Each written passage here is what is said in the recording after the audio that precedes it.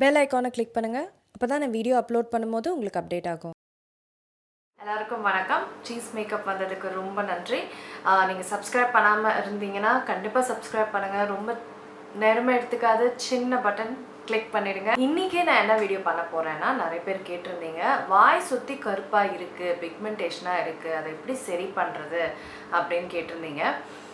வாய் சுற்றி கருப்பாக இருக்க நிறைய காரணங்கள் இருக்குது. அந்த காரணங்களில் நீங்கள் நான் ரெமெடிலாம் சொல்ல தான் போகிறேன். ஆனால் முதல் விஷயம், ரெமெடியை ட்ரை பண்ணி அது வரல செய்யலன்றதுக்கு முதல் விஷயம் ஏன் தெரிஞ்சுக்கோங்க. அதை பண்ணாமல் இருங்க முதல்ல. அப்போ தான் ரெமெடி பண்ணும்போது உங்களுக்கு அது யூஸ்ஃபுல்லாக இருக்கும். அது குறையும். நீங்கள் அந்த காரணங்கள்லாம் பண்ணுறீங்களான்னு முதல்ல தெரிஞ்சுக்கிட்டு அதை குறைச்சாலே முக்கால்வாசி பிரச்சனை குறைஞ்சிரும். அப்போ தான் நம்ம ட்ரீட்மெண்ட் பண்ணும்போது அது குறையும், சரியாகும். முதல் என்னென்ன காரணங்கள்னு சொல்கிறாங்கன்னா, டீ காஃபி குடிக்கிறவங்களுக்கு இந்த இது நிறைய இருக்கும். டீ காஃபி நிறைய குடிக்கிறீங்கன்னா அதுக்கு நிறைய இருக்கும், அந்த வாய் சுற்றி இருக்கும் அப்படின்றாங்க. அடுத்தது ஸ்மோக்கிங் பண்ணுறவங்களுக்கு அது நிறைய நிறைய இருக்கும்ன்றாங்க. அதுக்கு அடுத்தது இந்த உதடுங்களை லிக் பண்ணிகிட்டே இருப்பாங்கல்ல சில பேர். எனக்கும் அந்த பழக்கம் முன்னாடி இருந்தது, இப்போ குறைச்சிக்கிட்டேன், நானே கட்டுப்படுத்தி குறைச்சிக்கிட்டேன். அது நிறைய பேர்த்துக்கு அந்த பழக்கம் இருக்குது. அப்பப்போ லிப்ஸை உதட லிக் பண்ணிக்குவாங்க. அந்த பழக்கம் இன்னுமே காரணம் அதிகமாக இன்னுமே அந்த பிக்மெண்டேஷனை அதிகரிக்கும் அப்படின்றாங்க. இதுதான் முக்காவாசி சொல்கிற காரணங்கள். டீ காஃபி நிறுத்துறது கொஞ்சம் கஷ்டம்தான். குடிக்கலன்னா ஜெயாவாகவே இருக்க மாட்டா.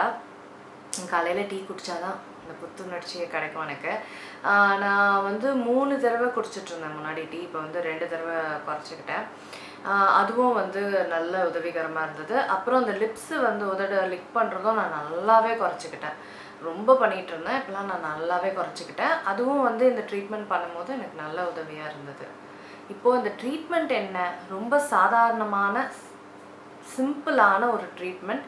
இது என்னன்னா, நீங்கள் தொடர்ந்து பண்ணணும், விட்டு கொடுக்காம, மறந்துடாமல், சோம்பேறி ஆகாமல் தொடர்ந்து பண்ணணும். அதுதான் விஷயம். இது சரி ஆகிற டைமில் நம்ம விட்டு கொடுத்துடக்கூடாது. அதனால் எவ்வளோ நாள் பண்ணணுன்றது உங்களோட பிக்மெண்டேஷன் எந்தளவுக்கு கருப்பாக இருக்கோ அதுக்கேற்ற மாதிரினா தொடர்ந்து பண்ணுங்கள்.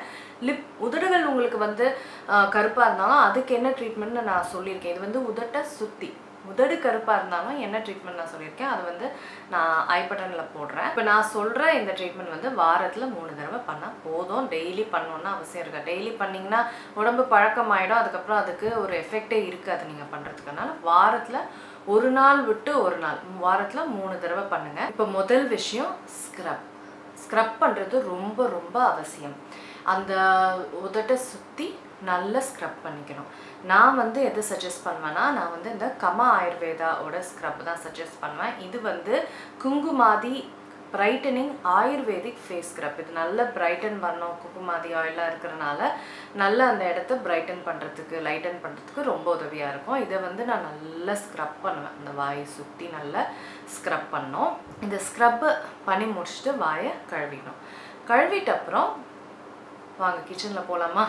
கிச்சனில் தான் இருக்குது அடுத்த ஸ்டெப்பு. இப்போ பாருங்கள், நான் ஒரு பவுலில் பேக்கிங் சோடா போட்டுக்கிறேன். ஆப்ப சோடான்னு சொல்லலாம். இதை போட்டுட்டு அப்புறம் லெமனை பாதியாக கட் பண்ணிக்கிறேன். கட் பண்ணிவிட்டு அந்த பேக்கிங் சோடாவில் அப்படியே தேய்ச்சி எடுத்துக்கணும். இப்போது அதை எடுத்துக்கிட்டு வாய் சுற்றி நல்ல வட்ட வடிவத்தில் ஸ்க்ரப் பண்ணுற மாதிரி, அப்ளையும் ஸ்க்ரப் ரெண்டுமே சேர்த்து பண்ணுற மாதிரி ஒரு நிமிஷம் பண்ணால் போதும். இப்போ இதையே வாயில் 20 நிமிஷம் அப்படியே வச்சிடணும். 20 நிமிஷம் கழித்து இதை தண்ணியில் தொடச்சி எடுத்துக்கணும். சோப் போட்டில் வெறும் தண்ணியில் தொடச்சி எடுத்துக்கணும். இதுக்கப்புறம் நீங்கள் ஒரு 15 நிமிஷமாவது உங்கள் சருமத்தை அப்படியே வெட்டுருங்க. எதுவும் ஃபேஸ் வாஷோ இல்லை மூஞ்ச கழுவுறதோ இல்லை மேக்கப் போடுறதோ எதுவும் இப்போ 15 நிமிஷத்துக்கு எதுவும் பண்ண வேணாம். இந்த இதை நீங்கள் வாரத்தில் 3 தடவை பண்ணுங்கள். ஒரு நாள் விட்டு ஒரு நாள் தொடர்ந்து பண்ணாதீங்க. ஒரு நாள் விட்டு ஒரு நாள் அந்த மாதிரி வாரத்தில் 3 தடவை பண்ணுங்கள். இது ராத்திரி பண்ணுறது உள்ள நல்லதும்ப. ஏன்னா நீங்கள் அதுக்கப்புறம் எதுவும் முகத்தில் போட மாட்டீங்க, அப்படியே படுத்துருவீங்க. அந்த சருமம் சரியாகவும் நம்மளுக்கு நேரம் விட்ட மாதிரி ஆகும். அதனால் ராத்திரி இதை பண்ணுறது இன்னும் நல்லது. சொன்ன மாதிரி தொடர்ந்து பண்ணுங்கள். மறந்துடாதீங்க, சோம்பேறி ஆகிடாதீங்க, விட்டுறாதீங்க சரியாகலன்னு. தொடர்ந்து பண்ணுங்கள். கண்டிப்பாக இதுக்கு தீர்வு கிடைக்கும். அவ்வளோதான். மற்றபடி உதடு கருப்பாக இருக்கிறதுக்கும் நான் சொல்லிட்டேன். வீடியோ வந்து நீங்கள் ஐ பட்டனில் பாருங்கள். அவ்வளோதாங்க. இந்த வீடியோ உபயோகமாக இருக்கும்னு உங்களுக்கு நினைக்கிறேன். கேட்குற அனைவருக்கும் ரொம்ப நன்றி. நீங்கள் ரிக்வெஸ்ட் பண்ணுறதுலாம் எனக்கு ரொம்ப சந்தோஷமாக இருக்குது. கடைசி வரைக்கும் வீடியோ பார்க்குறீங்க, நான் வணக்கம் சொல்கிற வரைக்கும், அதுவே எனக்கு ரொம்ப சந்தோஷமாக இருக்குது. அவ்வளோ பொறுமையாக நான் பார்க்குறீங்க. ரொம்ப ரொம்ப நன்றி. நான் உங்களை அடுத்த வீடியோவில் சந்திக்கிறேன். அடுத்த உபயோகமாக நீங்கள் கேட்ட வீடியோ தான் அடுத்த வீடியோவில் நான் சந்திக்கிறேன். வணக்கம்.